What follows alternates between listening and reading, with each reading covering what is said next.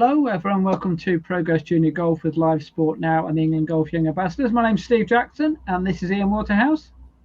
Steve, hello, everybody. It's lovely to see you again. How are you doing, Steve? All right, good.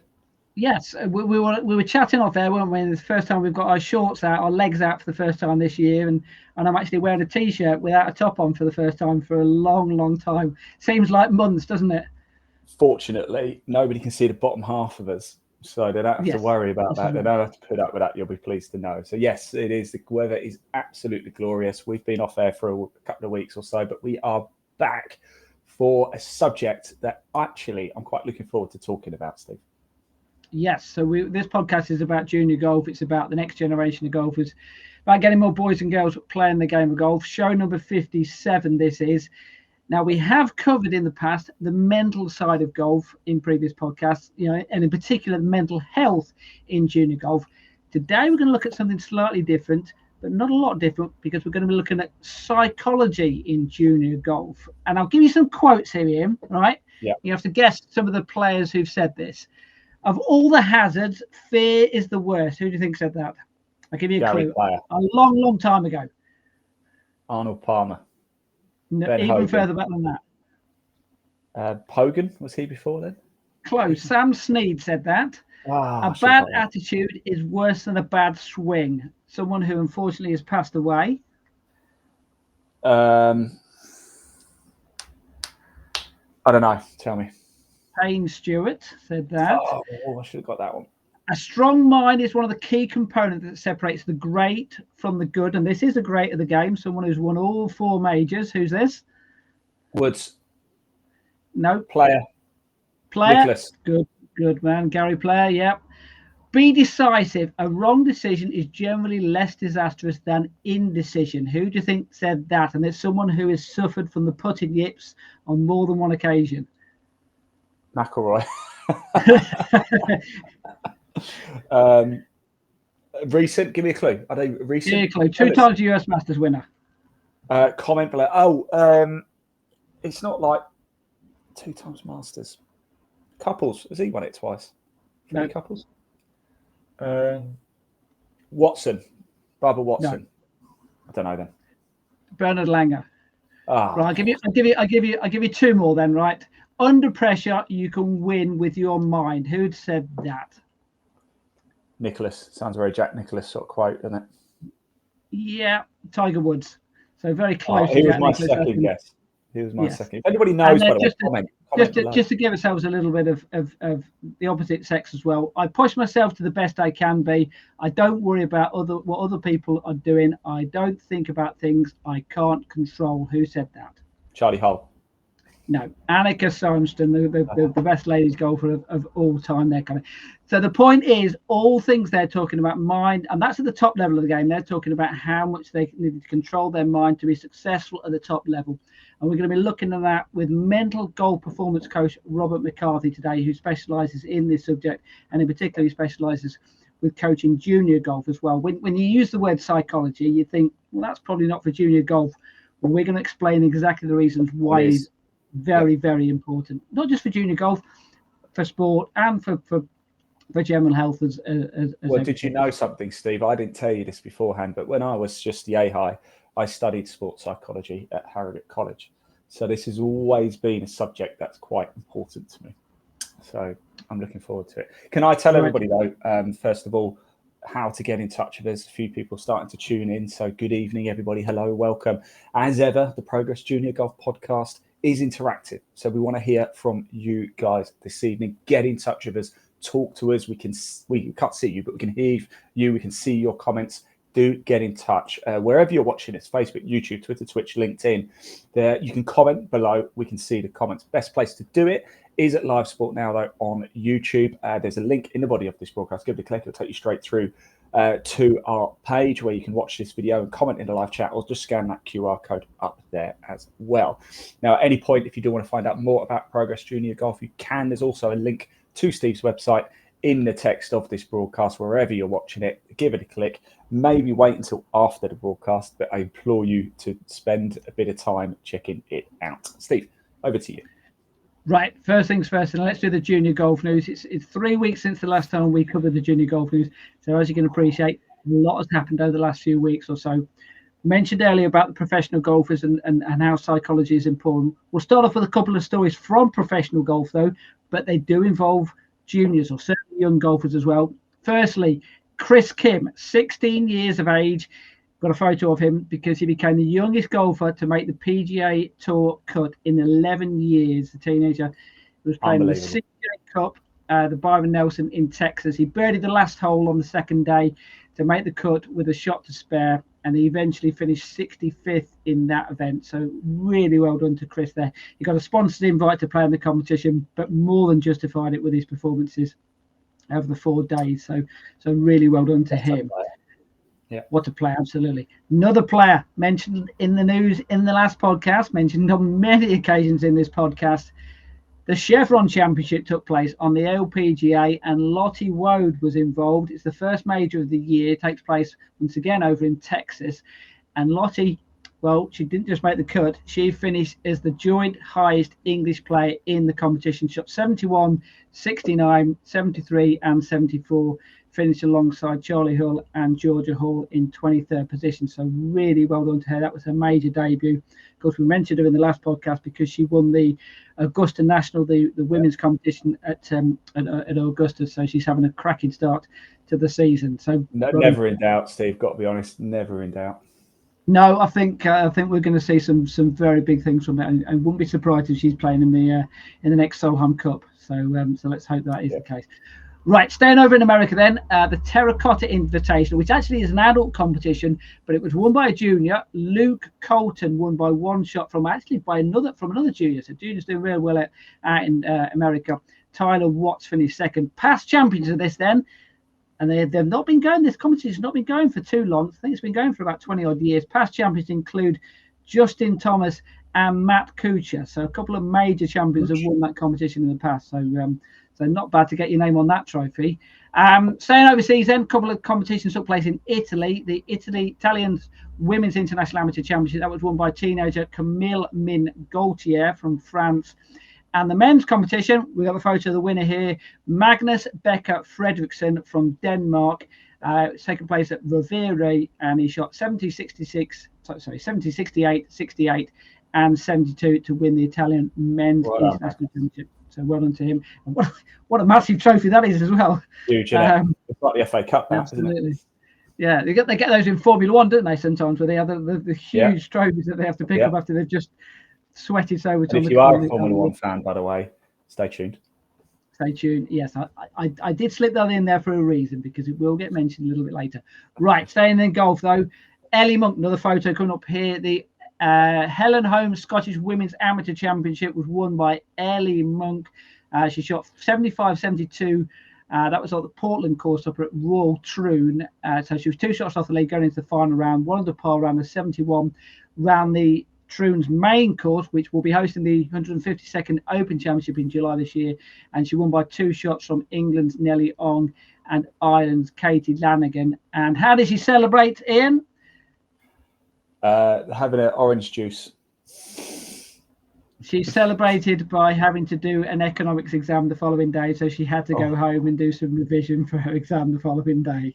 Talking of trophies, though, Steve, I thought that looked like, because of the way that the picture's taken, you can't see the club head too well. I thought it was like a snooker cue. And it looks like I was like, did they get the wrong trophy or something? But no, nice trophy that. Yes, actually, there was a question I was going to pose to you before we do this, actually, but I've started it now. But I'll pose it anyway. Spot the informed golfer, because there's some golfers who are going to get mentioned on more than one occasion as we're going through the news here. So I want you to pick out who you think is the real informed golfer this month. Right. So I mentioned there the Women's Scottish Open Championship, Scottish Boys Championship that took place as well, obviously up in Scotland. And the French, they did really well, first and second. So Luca Morin won from 1 shot from Alexander Godin. Third place was William Partner, English golfer. He was a couple of shots further back. The Scottish Girls Championship, though, photo of the winner here. This took place at Powerfoot Golf Club, and the winner was Royal Norwich's Chloe Tabard. biggest win of her career, basically, and pretty brutal conditions as well. The weather wasn't great. This was earlier in the month before the better weather came. But she shot 74, 75, 74, won by one shot from Nelly Ong and Ireland's Hannah Lee McNamara and Marlon News from Germany. So well done. Staying in Scotland then, the Bucks Tour finals, men's and boys, or men's and women's. The men's winner was Ross Laird. The women's winner was Lorna McClymont. And back in Ireland, the Lee Valley Scratch Cup, that took place. Jack Murphy won that one, 4 under par, 69, 69, and then 74. He won that fairly comfortably, actually, in the end. West of England Championship, let's move that down to England then. It took place at Saunton Golf Club. The winner was 17-year-old Henry Stiles from Romford Golf Club, 76, 74, 68, 73. I was going to try and find a photo of him on the internet, but when I kept putting Henry Stiles in there, I just kept going Harry Stiles. These celebrities. I don't think it was Harry Stiles who won it, but you never know there. Runner-up was Harry Butler. And just a couple of weeks earlier was the John Cross Challenge Bowl. That took place at Wilpaston Golf Club. And the winner of that competition was Harry Butler. So one to watch out for there, an informed golfer there. Right. R&A girls, you won the 16s Amateur Championship then. Mentioned the French played well. They also did well in this one because it was a French winner again. It was Louise Langreth from France, won 68, 69, 74. Charlotte Norton from Longhouse Hall finished exactly the same, but Louise Langreth won on the second playoff hole. Third place was Olivia Castello. Now, we mentioned Langreth, and you might remember this actually last year because she became the youngest ever winner on the Ladies European Tour Access Tour last year. She was 14 years old when she won on the Access Tour last year. So that's another golfer to watch out for in the weeks and months ahead. Right. Welsh Women's Open Championship then, that took place. And the winner was Nelly Ong from Eton Golf Club, 11 under par, 72, 72, and then finished with a bang with a 67, won by 4 shots from Jessica Ross and Lorna McClymont. You're picking up on a few names being mentioned on a few occasions here, hopefully. Right. Yep. Yeah. One or two more competitions to come, and one or two no more names are going to be mentioned. Right. Boys and girls Fairhaven trophies. This is one of the big amateur competitions which takes place in England. The boys winner took place in England, overseas winner, and 2 Swedish golfers, first and second. So Carl Moller from Stockholm won by 1 shot from Edwin Askersfors. Third place was Jake Potter in that. They're actually the 2 Swedish golfers were level with 2 holes to play, but Moller finished par and then birdied the last hole to win by 1 shot. Well done to him. Best English players apart from Jake was Oliver Toyer, who got mentioned in the previous podcast winning the competition, and Henry Stiles, who we might have mentioned a little earlier. 3 times now. You've mentioned him more than anybody else, so it's got to be Henry Stiles. So, girls' competition then, winner of that was Sadie Adams from Royal Burton. She shot 73, 79, 72, 76. Second was Ellie Lichtenstein, and third was Chloe Tabard. And finally, the Peter McAvoy Trophy, that took place at Coptheath Golf Club. It was reduced to 54 holes because of heavy rain, and the winner of that was Jake Potter. So, lots of names mentioned there then. Who was the one who got mentioned more often than anyone else? I think it was Henry Stiles. You mentioned him 3 times. That's one more than Chloe and everybody else. So, I'm going to say Henry Stiles and basically France. You said France. You're kind of right. Nelly Ong also got mentioned 3 times as well because she won 1 competition and finished runner-up in a couple of competitions. But credit to everyone there because there's some fantastic golf being played over the last few weeks or so. Interesting stories as well, Steve. I actually was in Holland last week doing motorsport. I was at Zandvoort, the racetrack where the Formula 1 circuit is. Wasn't doing Formula 1. But anyway, on my way back on Sunday night, I was at Amsterdam Airport waiting for my flight to come home. And who did I bump into but my good friend who was on her way to Seoul to play on the Ladies European Tour, but Ellie Gibbons. Oh, fantastic. So, that was very nice. I had a nice little selfie with Ellie. I should have uploaded it. I didn't think, actually, I should have uploaded it, but I had a nice little picture, put it on social. And good luck to Ellie, by the way. I don't know how she's got on, or day 1 will be done by now, won't it? So, yeah. So good luck.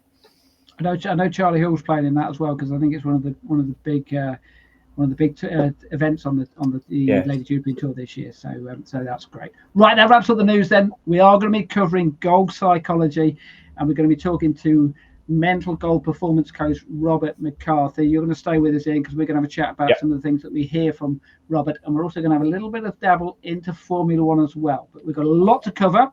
So let's start off then. I chatted with Robert a few days ago about his journey into mental golf coaching, and in particular with regard to juniors. This is what he had to say about how he first got involved. I've played golf from a very young age. My dad is hugely involved in our local club. He's been club captain and that kind of thing. I've obviously watch it every weekend on telly. In terms of, I suppose, sport has been a huge part of my life, and obviously still is. So I went on and studied a sports management and coaching degree after I came out of secondary school. Since then, I have gone on to do a number of certificates in golf coaching. I've gone on to recently done, I don't know if you've heard of a company called Flow Code. It's by a man called Rick Sessinghouse. He's coached Colin Marikowiak since he was kind of 7-8 years of age. Both swing coach and mental coach. So I've become a master coach, a Flow Code master coach as well.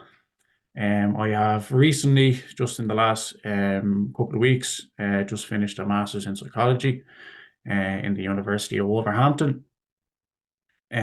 So that's kind of, I suppose, the academic background. In terms of actually golf coaching and the mental coaching side, I've done a lot with a bit with our juniors. Obviously, what they would do, they would meet up every Sunday. They do kind of 2 hours of practice. I suppose what I would do with them, I may take them for kind of half an hour, different groups, depending on how many kids we'd have. And it's just basically bringing in the small tips to them and small things that they can work on. So they don't actually know it's psychology, but you're doing kind of games and drills with them and certain skills with them, just to get them used to the whole thing. As I said, there's no talk of sports psychology, but you're still doing it with them while you're working with them. So just certain drills on kind of getting the ball close to the hole, just getting confidence up. I suppose the way that they hit putts, how they see a putt when they're going up to hit it and stuff like that. Just simple stuff. And I suppose the best thing about working with kids is that as soon as they hit a shot, as soon as something's there. So whereas obviously in at higher levels of golf and older people, that can be something that holds us back and actually causes us trouble. We can't forget about something that we've done or a missed putt we've had on the previous hole. So that's one great thing that I find about working with the juniors. In terms of, I suppose I work with a lot of, so we'd have competitions over here in Ireland. They'd be kind of Barton Shield competitions and Senior Cup, which would be the lowest players in your club. So I suppose it could be anywhere from scratch to kind of +6, +7. So I've done a lot of work with that team over the last kind of 3 to 4 years. In my own club, just working with the players, working with the team, trying to obviously develop the mental side of golf with them. And I suppose within that, I would work with the managers of the teams themselves, and I would kind of do that separately. So I do separate sessions with the managers, especially before competitions will kind of start, and kind of see their feedback from last year, what was working well, what wasn't working well, and then from there, I bring that into kind of the sessions with the players themselves, and it would kind of give me something to go on. Then there's obviously certain things you can do with teams, and then there's certain things that the individuals actually want to work on themselves, especially when they're at that level. So as I said, it can be anything from team to working with the one-to-one then on certain aspects. Some may be struggling with their with forgetting mistakes. Some may be struggling with can be anything really. From some might be struggling with their pitching, some might be struggling with their putting. On the mental side, some might kind of find it certain holes very tricky, so they play poorly on the same hole all the time. So it's kind of just developing strategies to help them to overcome it. And then I suppose the whole team thing is more just getting the team better, getting the team ready for and prepared for competition, and kind of getting them into right routines. A lot of stuff I would be on routines. So I suppose not only there's pre-shot, we'd have post-shot routines, but it'd also be getting ready when you're actually coming to the course. That's Robert McCarthy just explained a little bit about his background of how he got into the mental side of coaching and things like that. Just explain a little bit. You mentioned the fact that you did a little bit of psychology yourself, and why did you do that? Yeah, I did a sport and development course at Harriet College, and sports psychology was part of it. But I've always been a huge believer of psychology in sport. In fact, I think it's sometimes even more important than the physical side of things. And I use the example of, we're all fit enough to play around a golf, right? So we're all fit enough to walk around a golf course. I mean, I see people far more out of shape than myself who are capable of going around and playing. So the physical side of things isn't the problem. Now, yes, some people are just more naturally gifted. That's obviously a factor. But what another factor is, and probably a massive factor of that, is what goes on up here. And we all fluctuate wildly from shot to shot about how we feel. It's not just a case of, I wake up in the morning, I feel good, great. But then you can go out and hit a ball into the tree off the first tee, and suddenly it sticks in your mind.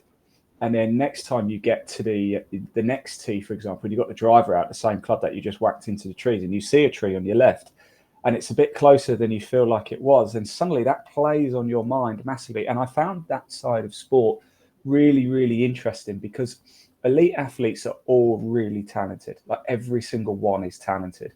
Now, a little bit of natural ability can give you an edge, but here can give you the winning edge. It really can. And I often liken it to tennis, for example. Tennis is always such a difficult sport, I think. I think tennis is the hardest sport you can play, alongside golf, actually, because you're out there on your own. The golf, you're out there on your own, and you're out there for long periods of time, and only you can make the difference. Do you know what I mean? It's like if we play football, if I'm having an off day, I've got 10 teammates who can pick me up, or I can come off and be replaced and somebody else can come on. Do you know what I mean? But when it's tennis, when it's golf, you are the only one who can make that difference. And if you're not right up here, you will lose. It doesn't matter how good you are naturally. You might get away with it a little bit. If you're Rory McIlroy playing against me, for example, and Rory McIlroy's just woken up, terrible, thinks he's going to duff every single shot, he's still going to beat me because he's got natural ability. But if he's playing against Scotty Scheffler, or he's playing against Tiger Woods, if he's not strong up here as well, he ain't going to win. And it doesn't matter how good you are, you're not going to beat the elite unless you're strong upstairs. Right, this podcast is obviously all about junior golf. Let's hear from Robert then, talking about the mental side of the game with juniors then. And the question I simply asked him was, when do you start coaching the juniors? At what age do you start? We kind of start at kind of 6 to 7 would be the youngest that they kind of take kids on. And I suppose at that level, what I'd be doing, I suppose I suppose they wouldn't know that I'm actually, I suppose, a golf psychologist. I'm in there just as kind of a helper and someone who would be doing drills and doing games and that kind of thing with them. So it'd be kind of just, I suppose I'd automatically just be bringing them games in, bringing these things in. I suppose by the time it gets to kind of 10, I would say that's when you need to kind of start, I suppose, letting them know kind of what's going on, why the importance of golf psychology, and kind of how it can help them. I suppose the earlier you can get it into them, the better, and the earlier they can get into kind of some of the I suppose simple routine college, and bring them into their game as soon as possible, then I think that's the time to start it off. It's very difficult. I suppose I coach a good number of sports, and it's very difficult to pinpoint an exact time where you can actually start psychology with them. And I suppose that is that can be one of the difficulties. I suppose. Okay, without giving away all your tips here, what subtle techniques do you use at those very young golfers to try and get into their head without them knowing that you're getting into their head? Yeah, I suppose there's a number of things I would do, and I suppose say if they're hitting a 7 iron, they're hitting whatever they're hitting. From my point of view, I would be kind of questioning them and asking them what they're seeing, where they're actually trying to aim the ball, and I suppose seeing from a golf coach point of view as well as not just a psychologist or a sports psychologist, kind of seeing where they're at, I suppose. If they hit a bad shot, kind of what have they done wrong? What can they learn from it? Um, and I suppose at that level it can be, and starting off, I suppose it can be difficult because I suppose at the age of 6 to 8, they wouldn't have a lot of time on the course. So what we are trying to bring in is to bring some of the routines that we would use with them. Bring them onto the course as well. As I said, just simple things in terms of kind of, even if you're doing chipping with them, just getting little competitions going between them, and kind of, you might have 3 lads in a group, seeing who can get the closest to the hole. I would have kind of 5. So I'd have kind of, you can use kind of hula hoops or anything like that. Just put them around the hole and say, first time off, they get 2 out of 10 into that hole. The next time, obviously, you're trying to work with them to get 3, bring that up to 4, bring that up to 5. And I suppose simple things like that, where you're actually really pushing them, but they don't know it's all a game to them, I suppose, because they're actually playing against someone, or they're saying to themselves, I got 2 this time, God, I'm going to try and get 3 the next time. And it's all about, I suppose, the most important thing is making sure that it's fun for them and making sure that they're enjoying it.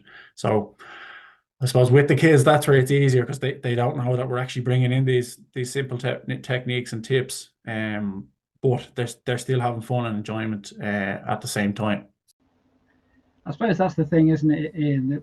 He mentioned there about starting off at the age of 6, 7, and someone watching that first of all would go, really? You start that at a young age? But that's the key thing, is the fact that you're doing it whereby they don't even know you're bringing psychology into it. That's exactly. It's not like you sit them down and go, right, we're going to have a psychology lesson now. You know what I mean? It's very. And how often do we see this with junior golf, Steve? One thing we've heard in everything that we've done with the podcast, when you start them in golf at that age, is just make sure to have fun. That's it, isn't it? Really, really simple. And the same with this. Just make sure to have fun. Do subtle things so they're not even aware that actually we're setting them up with the right mindset to go forward. And it's always the same, and it'll always be the same. It's just finding the right techniques and the right methods to ensure that people do have fun and they do want to stay in it, and they are able to get to a point where mentally they're able to do it. Because I have an 8-year-old. He doesn't play football. He doesn't play golf, so he plays a lot of football. And you see other kids and they get very frustrated. It's not going away, and you see their mindset change very quickly, and you see their heads go, essentially, and they're 8 years old. So I think 6 is sort of too young. I mean, you know, we see young kids have breakdowns, don't we, sometimes, and things. So I think, you're not letting them know, are you? It's a subtle way. It's not like we're going to sit down and go, right, welcome to my golf lesson. For the next hour, we're going to talk about, psychology, etc. I'll give you an example. Actually, we'll talk a little bit more about this in this, whereby one of the videos whereby I'm specifically interested in, because it was mentioned in this and it was shown, which is why it's going to come on a bit later on. But I went to another coaching session earlier this week, and it was a lady professional golfer, played on the Ladies European Tour, and she had a girls group there. And I think probably the oldest girl in there might have been 15, the youngest might have been 10 or 11. And it was very much, I was skeptical is the wrong word, but I was very much wary of how is she going to deal with that young age group. And there were points within that conversation whereby you could tell she was dealing with people who weren't quite mature enough yet to get what she was saying. Yeah. But at the same time, she handled it very well, and got down to their level. If that sounds a horrible thing to say, but you know what I'm saying, in the sense of got down to that fun level whereby she was getting into their heads without them even knowing that she was. So for example, and we will come to this a little bit later, she was doing whereby throwing balls into a bucket, visualization. We will come more into that, right? But I just want to hear a little bit more from Robert, because there was a question I asked him, and you mentioned there about techniques as well. Trying to get the balance between coaching technique and coaching the mental side of the game. This is what Robert had to say about that. Once said, I suppose he says that the game is 90% mental, and there's, I suppose, the mental side of the game is huge, and I suppose a lot of amateurs definitely don't put the time into the mental game that they should, and that can be one of the reasons they struggle. I suppose people think they have to go out and they'd rather go out and spend, I suppose, a couple of €100 on a new driver every year than I'll go and do a couple of weeks with a sports psychologist or a golf psychologist and kind of seeking that help me. So I suppose it's that if you can get that into kind of I suppose kids early on, it can be a very important thing, and it can be a great thing because they don't know any different. They don't know any different when they're grown up, and I suppose they're getting used to the whole psychology thing. But it's like, I suppose the technique is huge. Obviously, if you don't have the technique, then you're at an early age, then it's very hard to talk. And I suppose it depends what level you're working at with these kids as well, and I suppose whether I suppose they're going to be, they're just playing for enjoyment, or it's something they actually want to pursue, which comes into play, I suppose, more when you get to kind of that 12, 13, 14 age, and you can kind of see players developing, and you can see kind of I suppose the skill difference between some of them. But as I said, at the age of 7, 8, 9, 10, it's all about the enjoyment and having fun. As I said, once you make things fun for them, and they're very good at learning. I suppose they're like sponges. They'll take in kind of anything you say to them, and once they see that it's working and they're enjoying it, then they will keep going on that. And you mentioned as well earlier about when you're doing this, it's not just a case of doing it with the kids as well. It's doing it with the team managers. It's doing with and then particularly in my head, I'm thinking doing it with the parents as well, because the psychology, they have to be part of this process, don't they?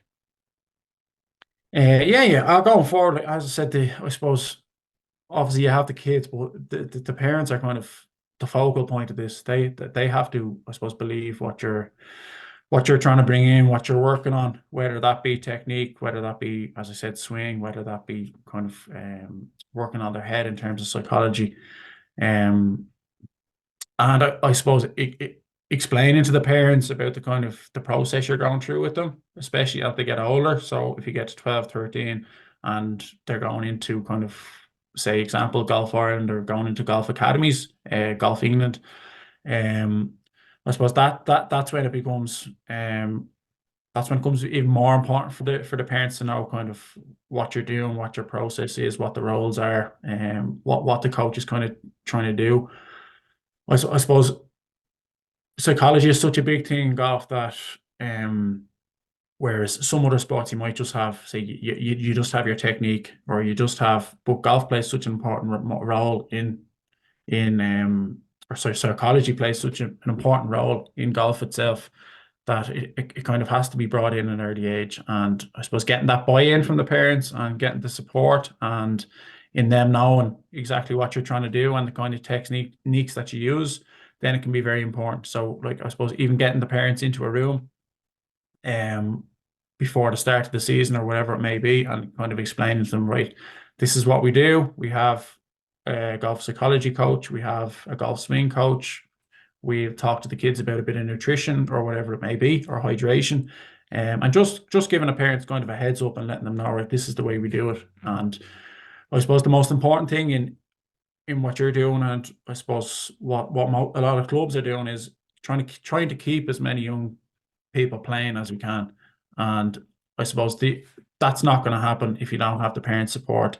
And there's, I suppose, one of the issues with golf, and I have my own kids. They're playing 4 or 5 different sports, and eventually it comes to an age where you kind of have to decide, or you have to pick between 2 or 3. So it's making sure, if my kid's coming home and he's saying, "Oh God, I had a great golf session last weekend. I really, really enjoyed it," the parents are going to be like, God, what are they doing there? Why does my kid want to go back there? And then they're more likely to bring them there because they're enjoying it and having fun. So I suppose it's all about, as I keep talking, going back to the enjoyment and the fun, and then kind of moving on to the next level from there after that. I think that what he just said there, the last 10, 15 seconds there, Ian, kind of perfectly links in with what you just said about when you're taking your son to the football and some of the other kids there take it a little bit too seriously and get a little bit too emotional about it. If you're in that position and your son came back, what would you be thinking about whether you should be taking him there again? Well, we've actually been in that situation in football, and taking our son out of a team and put him in another one. He was playing at a high level, and he was doing well. He was a good player, but there was an environment that we foresaw, that we thought, if we carry on with this, there was a mentality in the team. Bearing in mind he was 7 at this point, that was just win, win, win, win, win at all costs. And that didn't quite sit right with me, because I didn't feel like they were developing properly. And it was the wrong mentality. It was the wrong psychological imprint to put on these kids' heads.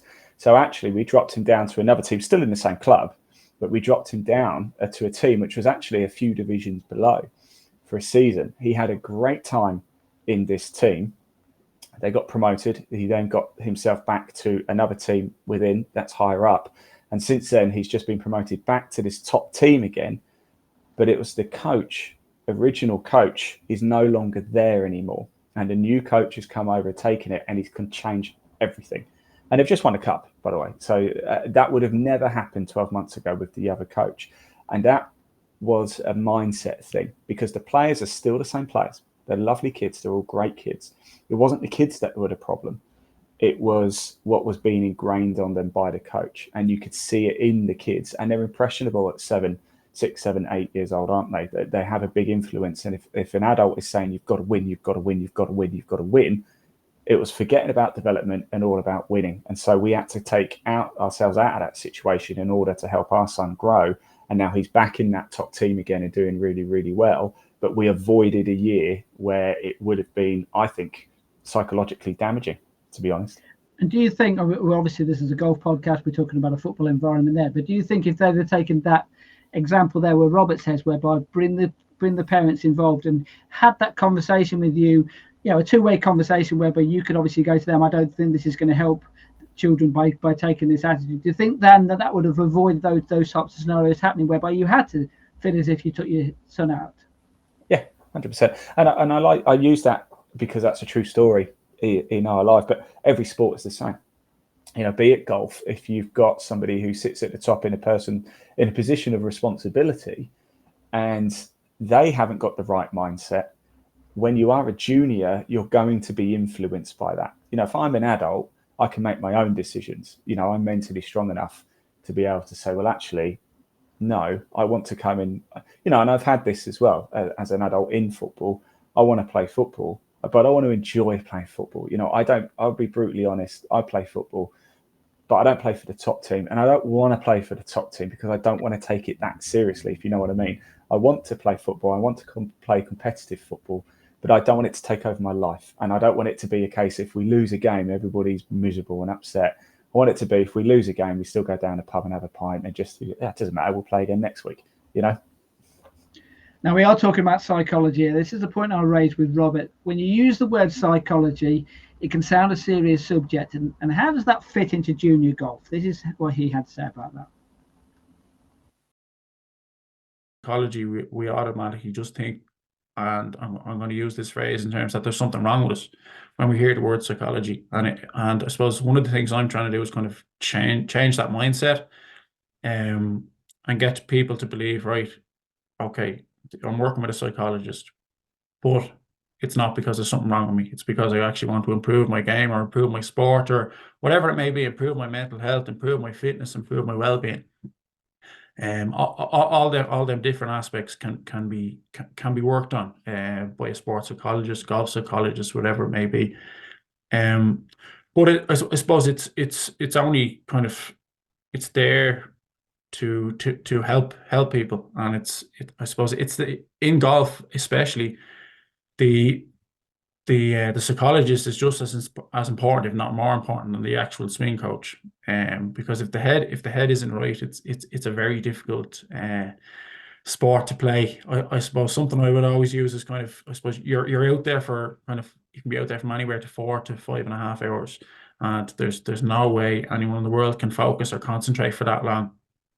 So it's finding things to be able to block them out, whether you're finding distractions, whether you're some things I would do is you're singing to music on the way around or whatever it may be, you're looking at nature, different things like that, just to be able to distract yourself.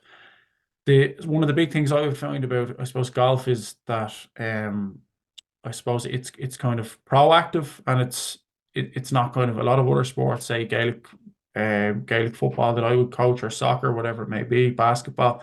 They're all kind of reactive things, so you have to do them you just do them in the moment. Whereas golf, you may have a minute, 2 minutes, 3 minutes to think about what you're going to do with your next shot, which is not easy at all, and it's not something that we will be used to, especially in sport. So I suppose in that sense, it's just trying to change the mindset, right? The sports psychologist or golf psychologist, whoever you're working with, is just here to help you. So they're part of a team that, like, every single professional golfer has a sports psychologist, and they're part of a team. So it's only 1 out of 5. For example, it may be your nutritionist, you'd have your fitness coach, might have your gym coach, you have your swing coach, and you have your golf psychologist. And every single professional golfer just has a sports psychologist as part of their team. There's nothing wrong with any of them golfers, but they're just trying to improve. They're trying to be the best that they can be. So, like I would always say, I think most of the players on the PGA Tour, European Tour, the Ladies European, the LPGA Tour, a lot of them are all very, very similar level of golfers, but it's the 6 inches between the head that actually makes the difference for them in the end. As I said, at that level, the players they're so good. They're so good technically. Their swing is so good. They hit the ball so long that there's not actually much difference between them. But when you actually break it down, it's the ones that have the stronger mindset. Like the mindset that Tiger Woods still has, is absolutely incredible. And that was the difference between him being so good for so long, because he knew he was the best. He believed he was the best, and he believed every time he was going out that he was going to win. Obviously, Tiger Woods is probably an inspiration for on many different levels, but that as well is one of his biggest strengths, wasn't it? His strength of mind over the rest. Yeah, and Healy got help with that. We all know the Tiger rule, don't we? After you've had a bad shot, you've got 10 seconds. You know, you have a bit of a duffel, you've missed a putt, you've got 10 seconds to be angry with yourself. Then it's gone. Once that 10 seconds is up, it's gone. But it takes a lot of effort to do that. And for, I've got to be honest, for sort of average Joe people like you and me, so not calling average Joe, of course, but, Tiger would have spent a lot of money on sports psychology and a lot of help to do that. So we don't have that if we're just going around our local golf course on a Thursday morning. If you've got your scorecard in hand and you are playing for your handicap, you've got to find a way to be able to deal with it, and you haven't got any support. So you can still do it. What I did like though is you're playing for what you said there. You're playing for 4 hours. I know this is about junior golf, but junior golf, it's the same. They're just playing probably sometimes a shorter length. But then again, having said that, the Faldo series, the 15, 16-year-olds, they're playing full courses, full rounds. So it's still 4.5, 5 hours at times. You can't be that mentally strong, psychologically strong for 4, 5 hours. You can't be that in the zone for that amount of time. So what do you do in those moments where you're not fully in the zone? How do you fill that void? And you often see pros when you go to events and you see them, you hear certain pros just go off by themselves. They don't talk to their playing partners. And sometimes it looks like, they're really miserable. They're really arrogant. They're really rude. They're not. They're just trying to keep themselves zoned in to play the best golf that they can, because they're not there to play golf for the playing partner. They're there to play golf for themselves. Okay, hold that thought. Let's ask Robert that exact question. And confidence as well can go up and down within that round of golf that you're talking about, 4 or 5 hour round of golf. You can hit some good shots, you hit some bad shots. How do you control that how difficult is it to control that emotion? And in particular, How difficult is it for a young junior? This is what Robert had to say about that. I suppose, as I talked about for a junior, sometimes it can actually be easier because they're actually much better at forgetting things and just letting things go, than I suppose some adults and maybe teenagers would be. I suppose it's very important for them to learn just to move on to the next shot, and that they can't do anything about the last shot. If they've missed a putt, or if they've hit a bad chip, or they've hit a bad drive, that there's absolutely nothing they can do about that. It's gone. There's no way they can ever change it. And it's just about getting into their mindset. Okay, right. So next shot, next shot, next shot. The only thing we can control is the shot we're about to take. So I think that's really, really important. I suppose in terms of confidence, and something that I would choose with a lot of players would be kind of, I would always ask them, how many shots does it take to get your confidence back up? How many shots does it take to lose your confidence? So it only takes one bad shot to lose your confidence, but you may need to hit 500, 1,000 good shots before your full confidence comes back in. So I suppose having that belief in yourself, like two of the most important words for me would be confidence and self-talk. So confidence is obviously, whether you're a junior, whether you're a teenager, whether you're an older player playing golf, confidence is huge. If we don't believe in what we're trying to do, if we don't believe in the shot that we're trying to hit, then it's a lot less likely to happen. So I suppose building that confidence up in the kids themselves, and making them believe, and just forgetting about the previous shot and being able to move on to the next shot and saying, right, I'm going to try again here. I'm going to go again. And let's make the next shot better. And just improving each time. I suppose from a mental side and a mental point of view, it's just making sure that they're kind of learning something each time they go out and play. Right, this is something I can bring into my game. This is something I can do. Because it's difficult. There's so many areas in the golf game that need to be developed from a psychological point of view. So it's preparing for the round, whether that be the night before, or as I talked about, in the car on the way. Then you have kind of just before you're practicing. Then you're going on to the first tee. Then you have, right, I have this shot. I'm looking up, whatever you're seeing water, you're seeing bunkers. So it's developing all that as well. It's having a post-shot routine as well that can just let you forget about what's happening currently, or forget about what's going to happen in the next shot until we actually get to a couple of yards from our ball. So he's talking about a routine there, pre-shot routine, post-shot routine, and how you need to get into a routine and get your mind into a routine as well. I'm going to move on to something else now, because we want to talk about visualization, and we're going to look at another sport here, because this was brought up in the coaching session which I was at earlier this week. It took me by surprise, because they showed this video clip of two Formula One drivers, two very popular Formula One drivers, people who we know very, very well, Jenson Button and Lewis Hamilton. And basically the clip that they showed was the two of them with their eyes closed, visualizing driving around the same Formula One track. Now, Ian, I know that you put this on the system here, but you don't think you've actually seen this clip. So I'm going to ask you questions about what you watch with these two drivers here, and look at them separately and see how they deal with what they're doing and how they visualize the track. And then we'll have a chat about it, and then we'll have a chain chat about what the girls and the coaches, what we spotted in this clip. So let's show the clip. It's about 1.5 minutes long, and it's Jenson Button and it's Lewis Hamilton from about 9 years ago. Fascinating though. Start.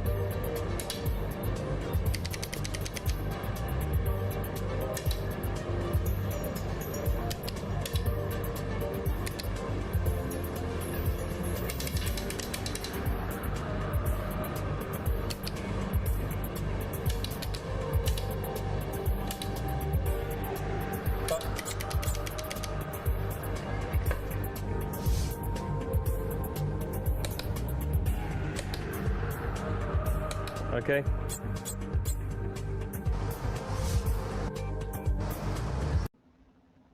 Okay.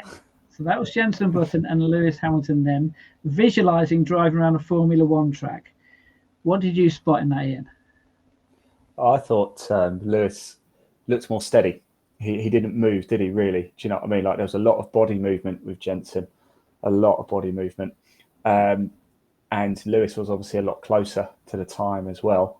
He just looked a bit more focused, I've got to be honest. There was a few more facial expressions from Jenson that you didn't get from Lewis. Spot on, which is basically what we noticed.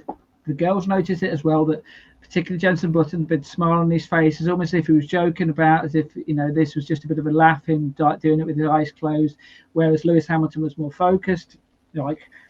And I was the one actually who spotted the fact that Jenson was moving from side to side, and I was just thinking to myself, in a Formula One car, how much would he actually move from side to side? Because he couldn't physically, because obviously aren't they? They've moved their head a bit, but that's about it, isn't it? That's it. Yeah, you see. So, and then we kind of come back to the whole point of it, and that's the visualization. Is you visualizing what you're going to be doing out there in your sport. Now, obviously, that's Formula One.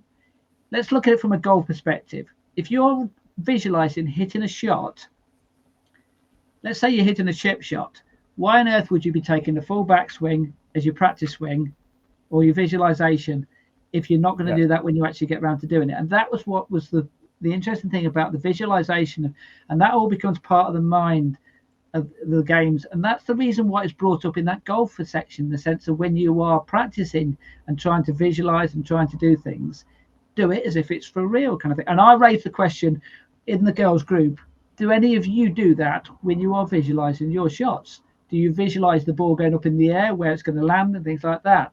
And there was one or two of them, and there was 8 in there. There was one or two of them who put their hands up and said, yes, we did. Whereas there was 5 or 6 of them who didn't, kind of thing.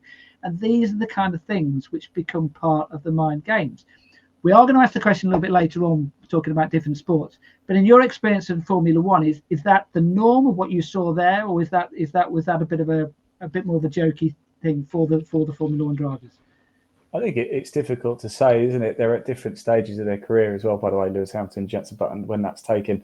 I think it comes down to personality a little bit. I think Jenson Button has a bit more. I've had the pleasure of interviewing Jenson Button a couple of times, and he is a really approachable guy, always got a smile on his face. But Lewis Hamilton is perhaps a bit more like your Tiger Woods. He's a bit more, I'd say he's a bit more mentally, psychologically stronger, and perhaps a little bit more focused. And you could argue maybe that's the reason he's a 7-time world champion and Jenson Button's a 1-time world champion. It's not just that, of course. You know, the car obviously has a big factor. But if you've got to put those two together, if I've got a one-off race and it needs to be won, at those two drivers watching that video, if you said you don't know them, but you've got to watch this one video, you've got to choose one driver to go and win you that race, who are you putting your money on? Just from that video, I would say Lewis Hamilton is the stronger mindset one. So I think he's going to win it for me. Right, let's move on. Let's talk about other subjects within mental strength and psychology in junior golf, and in particular. Let's not just look at the juniors then. Let's look at who's watching the juniors, because this can affect juniors and how they deal with it. It could be parents watching them, it could be supporters watching them, it could be the people who they are playing alongside. So how do juniors cope with that? This is what Robert said. There's nothing we can do about that. Most big competitions, or any competitions, you might get drawn with players that you don't know, or you're playing against somebody who's coming up with kind of little tricks or whatever they're doing to try and put you off your game. So it's about getting into that moment, and obviously trying to stay within your own head the whole way around, which isn't easy. The fact the game goes on obviously for so long, and as I said, we're trying to concentrate and focus for such a long amount of time. I suppose something I get asked a lot about will be kind of playing with kind of slow players and stuff like that. And I would always say that slow player, they're not going to change anything. So what we tend to do as players, so I'm playing with a slow player, what we tend to do, it puts us off our game. We start to rush, we start to change things, and it goes against us. Our whole game just changes. But the person that is actually the slow player, for example. They don't change anything. They keep their technique exactly the same. They keep in the exact same routine because they're in the present moment. They probably don't even realize that they're taking so long, or they don't realize that you're rushing a shot, or that somebody, a parent or whoever it is standing out beside them. That they don't realize that because they're just in the moment. They're just concentrating on their own game. They're not worried about their playing partners. They're not worried about the people ahead of them, behind them. They're not worried about supporters or anyone who's standing beside the green. So it's the most important thing is trying to get in the present moment and be able to kind of block out any distractions that you can control. Because that's Robert there talking about playing partners. Before you come on to you, Ian, let's just hear another clip from Robert then, because he's not just necessarily talking about playing partners here. He's talking about match play golf and the tricks and techniques which players can use to get into the players' minds, and it happens even at junior level, of how they can deal with that. Let's hear what he has to say about that. Be difficult. It's all about kind of, I suppose, as I said, standing firm and kind of staying in the moment. I've seen numerous tricks from people flashing watches at lights in the sun to God, it can be anything to saying different things to players, obviously, and just trying to put them off their game. And I suppose it's something that we have to learn to be able to control, because I suppose we never know who we're coming up against and kind of exactly what tricks or what they're going to be like kind of personality wise.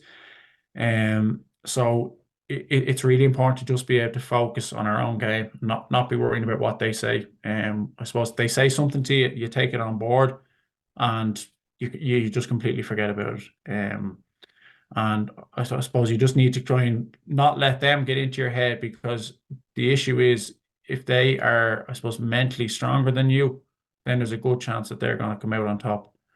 As I said, a lot of players, you can be playing against someone that's better than you can be playing against someone that's worse than you, and you can still lose because that player is just mentally stronger than you. And as I said, they're trying these little tricks. They might walk ahead of you. Say if they're, I suppose, one thing I've seen is longer off the tee. They're 40 yards longer off the tee.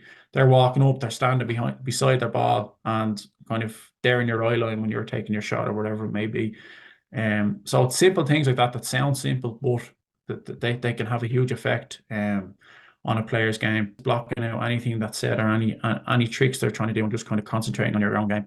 And it's something that takes a lot of time. You're not just going to be able to go out and just say, right, I'm going to do this today. So it's maybe there's 10 things you want to build into your game, kind of, I suppose, blocking out distractions, as I talked about earlier, listening to music, just doing different things like that, and just seeing what works for you. So different things will work for different people. And it's just about kind of finding what works for you and being able to stay in the moment and not let kind of any opponents get into your head, because when they get into your head, it can be very, very hard to come back from that and kind of be able to change the momentum if it does switch in a match play. We know how important momentum can be in golf. I think a match play, I think it's a beautiful form of the game, but it can also be, it can be harsh at times, can't it? Because, you know, we've seen it in the Ryder Cup how, I think one of the sayings is first in wins, because the holding that first putt can make so much of a difference, can't it, in the game of golf? Yeah, I love match play. It's for me, I know stroke play is, a majority of golf, but match play is person against person, isn't it? It's the most like you can get to a boxing match, isn't it? In golf, one-on-one. Doesn't matter if you're 10 over par. It doesn't matter, because if your opponent basically you just hole by hole, just beat them. And I think that's where. And the point that you raised earlier, sorry, and interrupted. The point you raised earlier about tennis being similar to golf is the fact that at least in tennis you have a little bit of control if you're the opponent, in the sense of, well, look, if you put it in the corner and put it on the line, it makes it more difficult for the opponent. Yeah. In golf, in that match play scenario, how can you affect the other player? Well, the only way you can affect them is to try and affect their mind, isn't it? Really? Yeah, you can't play their shot. You can't place their ball. You can't stand in front of them. You can't really distract them. You shouldn't anyway. There's a certain level of etiquette. So yeah, the only way to do it is, we look at that clip with Lewis Hamilton. If I was going toe to toe with Lewis Hamilton, I saw how laser focused he was. immediately I would look at that clip and think I'd fancy taking on Jenson Button a little bit more, because then I'm mentally, psychologically, I'm a little bit more thinking, oh, Lewis is going to be a bit tougher. He's going to be a tougher opponent. So I'd be going into it thinking, like, Lewis would already have a little edge on me, you know. Do you want to tell you a story? I don't know if you're aware of this, but when Tiger Woods won his first 14 majors, he was leading or co-leading going into the final round. And then on the 15th occasion, he was leading going into the final round and didn't win the tournament. And one of the headlines for a newspaper the following day was "End of an Aura." And I thought, brilliant, because that's exactly got it nailed on, in the sense of that psychological barrier that every other player had when they played against Tiger Woods had gone, because someone had beaten him after he was leading. Of course, he then went and won his 15th major, but he didn't actually lead going into the final round. Ironically enough, of the 15 majors, that was the only one he didn't lead going into the final round. No, but I wonder as well how many of those 14 majors that he won that he probably shouldn't have won, but the other player sort of almost convinced themselves that they weren't going to win. Yeah. Do you know what I mean? Like, because of Tiger Woods, it's like, I'm going up against Tiger Woods, I've got no chance. You imagine going in with that, or if somebody was that confident going, no, I'm going to beat this guy.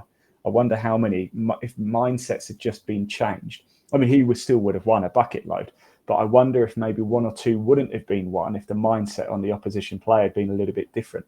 We'll never know, but it's just a thought. Right, let's finish off then with Robert. Then we've talked about Formula One, we've talked about football.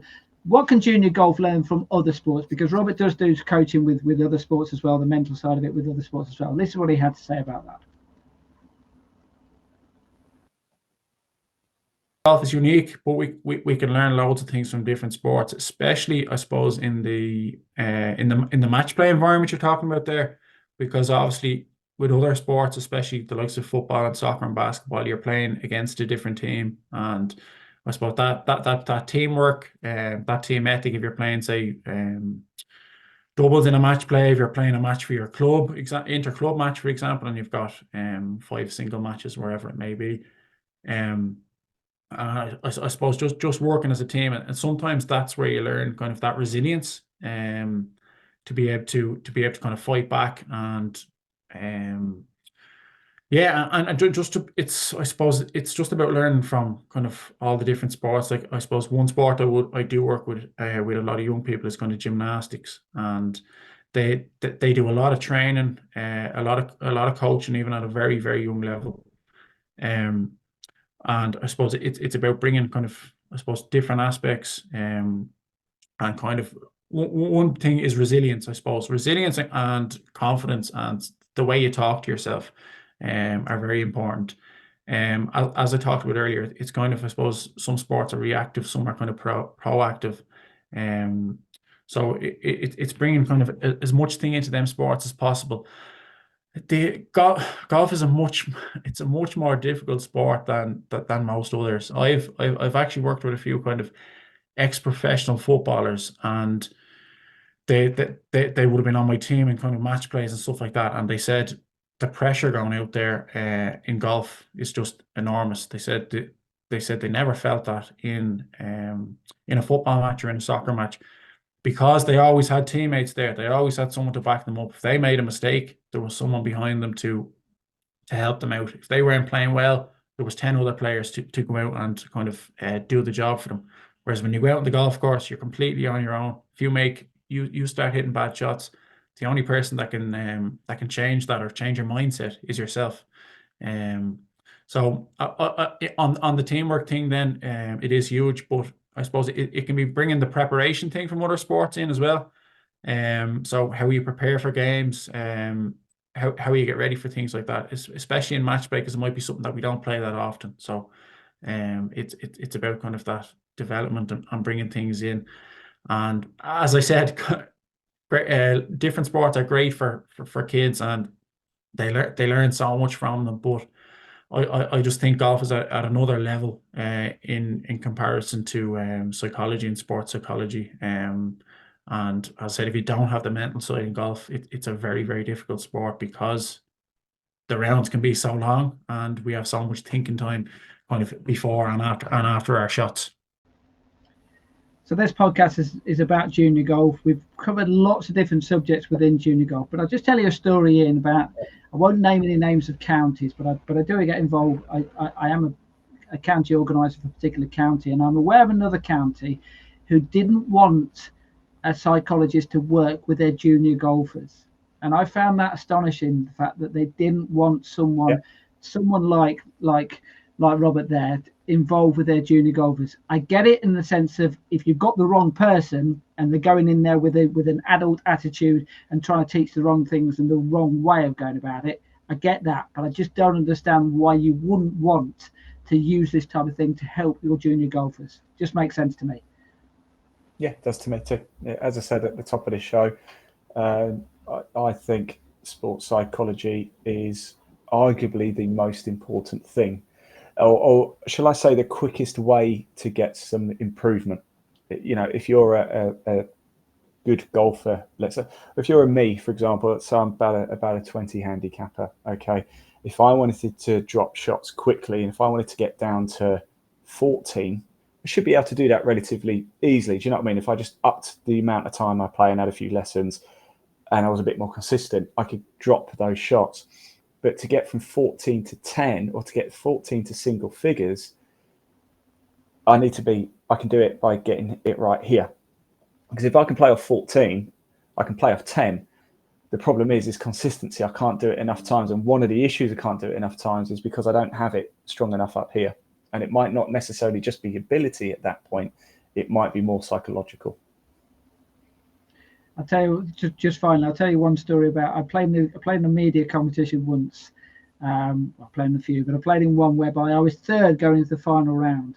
And I was reading this book called Bounce by the table tennis player Matthew Syed. I don't know if you're aware of Matthew Syed. He does another podcast somewhere else with someone else. But anyway, and I got to I was reading the book and I thought, I wonder what the next page is. And the next chapter was how to win a competition. I thought, I'm going to have to read this. I'm third going to the final round. So I read the chapter, got to the event the following day, got to the first hole, played the first hole, and I walked off the first green, and I thought, I've won this tournament. Because the two players who were ahead of me, one of them hit it out of bounds with his first tee shot, and the person who was second hit it to 3 foot and missed the birdie putt. And I walked off that green knowing I'd beaten both of them already. And I did. I won by 7 shots in the end because I knew that I got them straight away.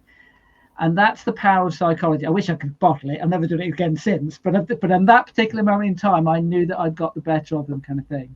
Yeah. And that is the power of the mind. That's the way it can work. That's the way whereby I had full confidence in not necessarily my own ability, but I had my full confidence in the fact that if I had a bad hole, I would still be a lot better off than those two were in that particular moment in time. If I'd have been playing against Sevi, if I'd have been playing against someone else, kind of thing, you know, and some friends who I know are super competitive, and you know, I might not have been quite so confident. But in that scenario, I knew I had won basically. So I think I won. I think I won a round of drinks. that was my prize. Yeah, so big money. Yeah, absolutely. Right. That wraps up the podcast then. We've been covering psychology in junior golf. I hope you've enjoyed it. If you do want, and if you do need any advice about this, then please get in touch and we'll point you in the direction of Robert if you want to talk to him, if you want to get him involved. The professional I was telling you about who did the coaching earlier this week was Samantha Head, who's a 2-time winner on the Ladies European Tour. She specialises in the mental side of the game as well. So if you ever want to get in touch with her, then I certainly recommend it. It was fantastic and fascinating what she did with the youngsters in that particular room, and and I certainly recommend that anyone does do that with junior golfers. If it's your club, if it's your county, or whatever it happens to be, I think it's going to be beneficial for everyone involved. Just to give you a bit of a heads up what we've got coming up podcast wise, the next podcast we're going to be doing is in a couple of weeks time, and we're going to be doing volunteering in junior golf. We've got the England Golf Volunteer of the Year is going to be coming on the show, so it's going to be fascinating talking to Abby Frobisher. She won the award a couple of months ago, and another junior who's going out and volunteering, going to go out to South America, I think it is, and going on a trip there. I think it's part of the Scouts, but he's involved his golf club and trying to raise some money to try and to help out with that kind of thing. So slightly different story, but still to do with volunteering and how you can get involved and how you can help, get your golf get the golf industry involved in volunteering. So something slightly different from what we're doing today. And of course, it's relevant for adults as well, because there's plenty of adults who are volunteers out there. There's 2 who are presenting this podcast who are volunteers, aren't there, Ian? Yeah. Don't get paid for doing this, and we're out there. We are here to help you and help junior golf out there, kind of 100%, thing. yeah. So it's a subject which we want to cover, and we've got other ones coming up about junior golf clothing, about sponsorship, about academies, caddying. We might do another rules quiz. So lots of different things which are going to be covered in the weeks and months ahead. But I do hope you've enjoyed the golf psychology one for junior golf today, and we shall catch up with you soon. Thanks so much for watching. Thank you. Bye bye.